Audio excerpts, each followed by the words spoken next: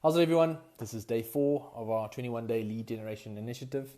And yeah, I'm just going to do a quick recap because we've had 3 days already.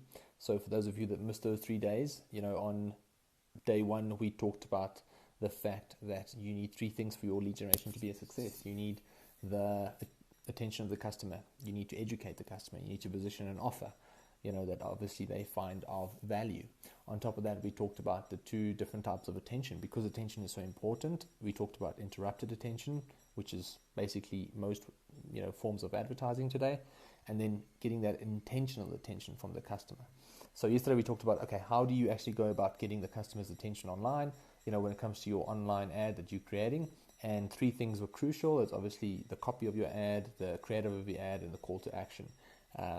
And today I want to talk about how do you actually go about bridging the gap between that interrupted attention and intentional attention.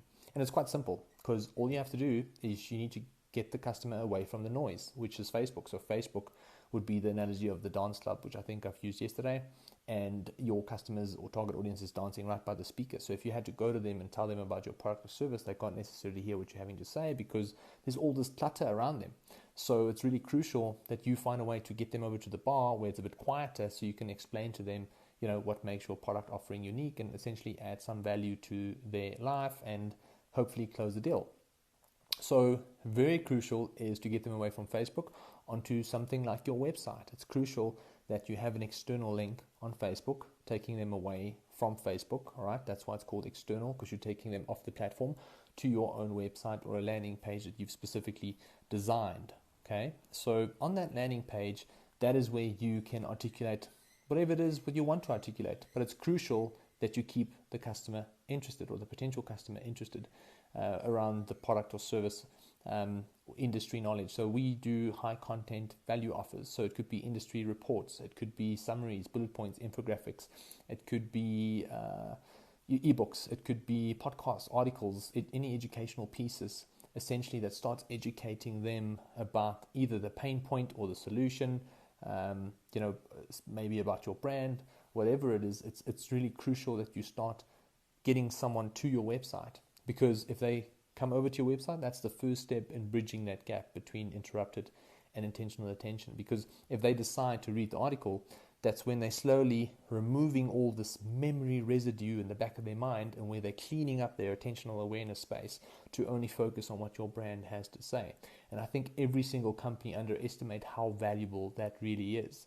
So it's your job to clean out their attentional awareness space and then get them to understand, whatever you want them to understand. So what we've seen is, if your site has a high bounce rate, so someone coming in on or landing on the landing page and then leaving, that's what we call a bounce. If they didn't take an additional interaction on the site or visited a second page specifically, then we call it a bounce. They've just bounced off the site, basically, just bloop, bounced. So, and that usually means that you didn't bridge the gap properly between interruption and intentional attention. So if your bounce rates are low, that's indicating that you're slowly moving someone from the interruption phase to the attentional phase. So by getting someone to dwell more on your site, so we call it dwell time.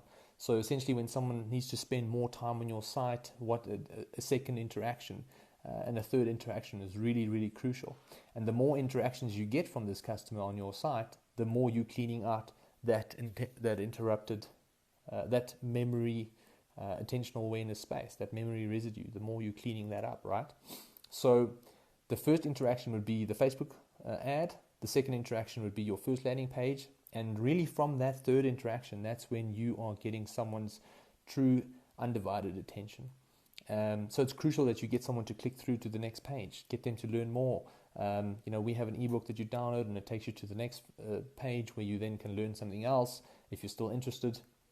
And that's how we move someone down the marketing funnel, which is something that we can include in this series. But that's how you get someone more interested in what you have to say as a brand. So crucial, measure your bounce rates and ensure that you increase the dwell time by getting people to take a second and third interaction on your site. It's crucial because that's when you're really cleaning up that attentional awareness space that we're trying to do as marketers.